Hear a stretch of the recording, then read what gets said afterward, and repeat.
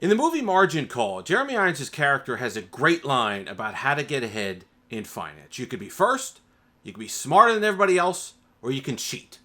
And I think the same could be said for releasing a new tech product. You could be first to market and enjoy all the inherent benefits of that.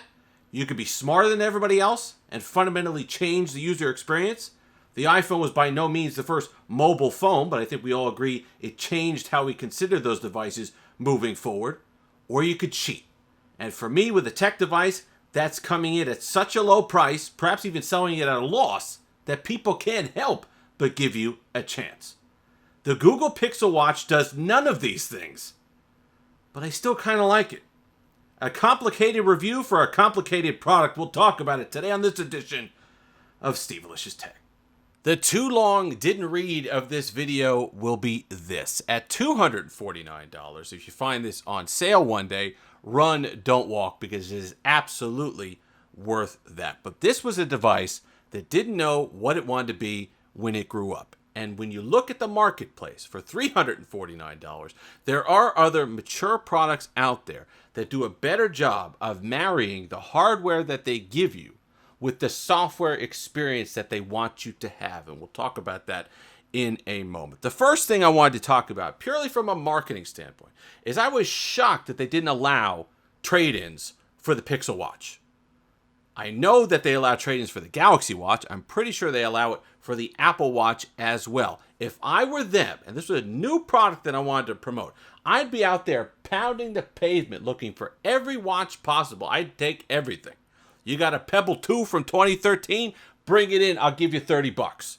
I'd be wanting to pull in people who hadn't used a smartwatch in years, and I'd certainly want some sort of incentive to grow market share for this device when I'm not doing it with price, because they're still charging $349. So they're not undercutting to do it with price. I'd be trying to pull in Galaxy Watch users by the dozens. There are plenty of people with Pixels that are Google people that have Galaxy Watches paired with their Pixel that I'd be trying to pull in. And you got to give them some incentive to do so. Offer a juicy trade-in for a Pixel Watch if you hand in your Galaxy Watch, and I think you'd pull people over. So I'm shocked that they didn't do that. That being said, there is a lot to like here. We're going to talk about why I'm a little confused about this device in a moment. But purely from the looks of it, the build quality, the sum of the parts equal $349. It's the vision that doesn't equal $349. The build materials are absolutely premium. The metal, the Gorilla Glass 5, the display is wonderful. 1000 nits is perfectly bright in daylight. It's great. Like I said, the build quality and the materials that they use are fantastic. I love the minimalist design. It feels great on the wrist. Not everything has to be this gigantic Apple Watch Ultra 49mm. Not everybody needs that. In fact, when my wife saw it on my wrist, she said, I really wouldn't wear anything bigger than that. There are going to be plenty of people, and not just women, who are okay with this. And let me tell you something else. 41 millimeters is about the diameter. It's the diameter I prefer for mechanical watches. You guys know, if you watch the channel, I love my mechanical watches. That's the diameter I prefer. So while you do get less screen area than a lot of these other monster watches, if you're looking for the aesthetic of it, it's still perfectly usable for some of the things that you want to do, but it adds in a little of that minimalist design. I love what they've done with the bands and the clasps. This thing is fantastic. I love how it just molds right into the bezel of the device. I'm looking forward to a robust ecosystem of different bands. A little cheaper. Those first-party Google ones are $60. It's a bit of a tough sell. But overall, I think the device itself is fantastic. And like I said, it's easy to wear. There's something to be said for that. You almost forget it's on your wrist, which is what you want. The problems start to creep in when you look at the hardware and what they're trying to offer you. The first thing is the battery life. What they've sold you on is this Fitbit integration. You're going to have sleep tracking, you're going to have fitness tracking, all this stuff that you're going to want to do on this device. The problem is the battery and the hardware that they've provided with you doesn't jive. That vision doesn't mix. You're not getting that kind of battery life performance to be able to do all of that comfortably. If you want to look at devices like that, you're talking 36, realistically 48 hours of usage in order to be able to fit in a reasonable amount of time to charge. You're not getting that here. If you were sold that this is just something that's a companion device at $249 and you use it more like I use my Apple Watch, which is something where I just want my text messages. I just want my WhatsApp messages. I want notifications when I get email. But you know what? At night, it goes on the charger. I don't wear it overnight. This will be fine for that. This will be great for that. But they're not selling you that. They're selling you on this lifestyle band that you're going to be wearing that's going to replace your Fitbit, that you should be wearing when you go running or when you go to the gym or when you do all this Fitbit stuff. And by the way, it's going to take over your Fitbit account. It's going to replace your Charge 5 or whatever else you have in there. And they want this to be your main Fitbit device, but it doesn't match. The Charge 5 offers you over a week of battery life. That matches. That hardware matches the software vision. I don't get that with the Pixel Watch. And it's disappointing because there's lots to like here. To me, if they want this to be successful, there are things they could build on here. There are things they can do to have this be a successful line of watches. I think they should leave this one exactly as it is, but don't promote it as this Fitbit lifestyle replacement device. Promote it as something like a Apple Watch SE. Yeah, it can do some of that stuff during the day, but this is meant more for your notifications, for all that stuff. Just somebody who wants a nice basic smartwatch that looks and feels great, is premium, and integrates perfectly with your Pixel phone. Keep that at $249. Then for that lifestyle one that they want, have a Pixel Watch Pro, whatever you want to call it, with the battery life that can support that vision.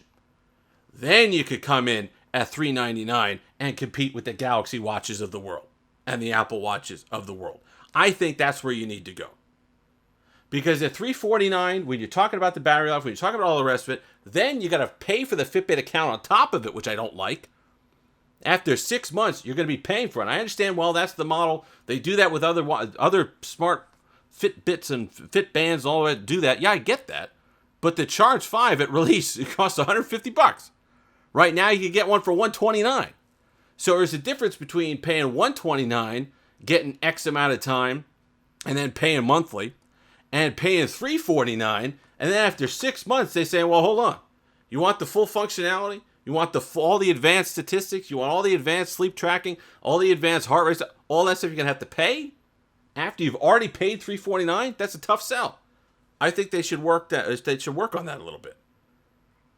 I know there's a lot of people saying, like I said, it's too small, that perhaps one of the Garmin devices and all that stuff that have the square displays might be a little bit better. That doesn't bother me as much. It's just the fact that the battery life doesn't match everything that you'd want to do with it. But if you got it for a price that made more sense, all of that would be forgiven. Because there are a lot of things here that you'd want to build on, and there's something to be said for it just being nice to wear. It's just premium. And if you're somebody who absolutely loves your Pixel phone, loves everything Google, then this could be something for you. I just wish that the software lifestyle that they presented to you with this device would match the actual hardware reality of the device. But their Wear OS runs fantastic on it, and as you know, Wear OS is very difficult to get to run properly. It's smooth, it's silky smooth, the haptics are great, the vibration motor is fantastic, it's intuitive, it's natural, it feels phenomenal when you get a message, it's almost pleasant when you get a message, like, oh, this is nice on the wrist, and this kind of smooth design in the machining is ridiculously comfortable. The bands are nice. I like the way that the clasp works. Everything. The crown is good. This secondary button's a little stiff, but you don't use it a whole heck of a lot. It's basically your recent apps. Things to like here.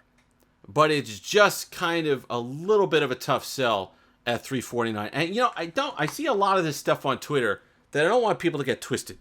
Where they say, well, it's Google's first attempt. Yeah, I know, but you don't get bonus points for that.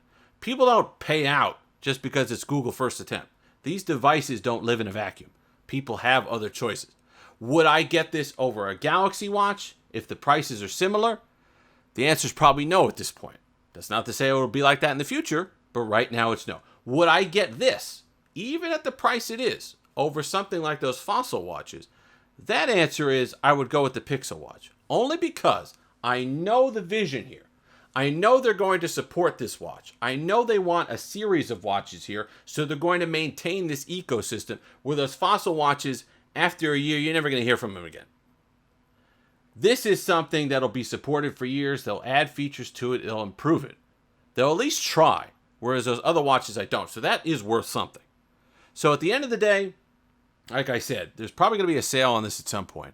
If there is a sale on this and you're a Pixel person and you just love what they do and you don't mind a smaller device, don't get hung up too much on that. It's not that bad. You do get notifications cut off. The rounded design doesn't help that either, because text messages, yeah, you're going to have to scroll a little bit. Stuff that you get from WhatsApp, you barely get the group name of what you're in on the screen, and then you got to scroll.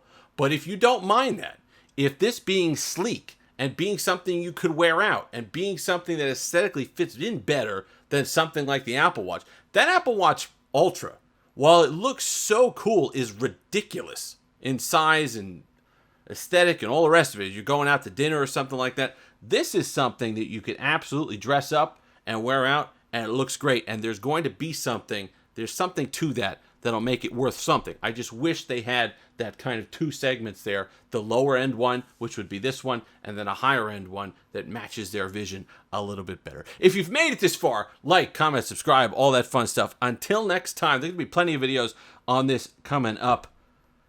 Have that Steve-licious day.